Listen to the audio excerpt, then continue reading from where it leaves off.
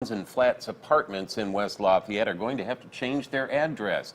The Area Plan Commission says a mistake was made when it originally plotted that complex, but they're just now getting around to fixing it.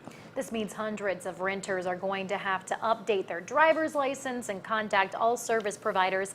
They didn't want to talk on camera, but we did get some answers from the APC. 101, 105, 113.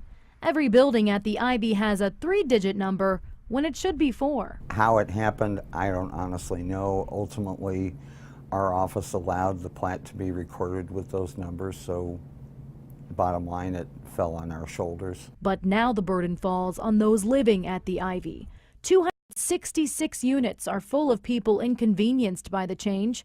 They're forced to update their driver's license, contact utility companies, service providers, and anyone else who might send mail or bills. We know it's painful, but we feel in the long run it's much better for safety. 911, where's your emergency? This change to 4-digit addresses is expected to help emergency responders by bringing the complex in line with other places in the county.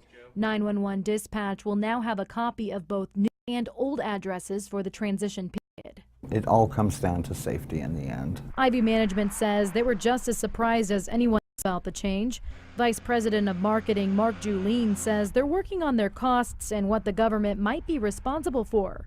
But right now, it's looking like the company will have to pay to update all of the building signage and the engraved mailboxes. You know, if there's any financial remedy available, you know, we'll kick that around as a possibility, but my guess is it's not too likely. This isn't a fluke situation. It could happen to you too.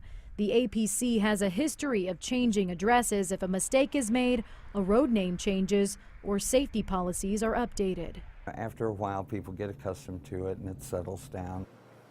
Well, the U.S. Post Office and voter registration have been notified of the address changes, but it may take time for GPS and online ordering systems to update.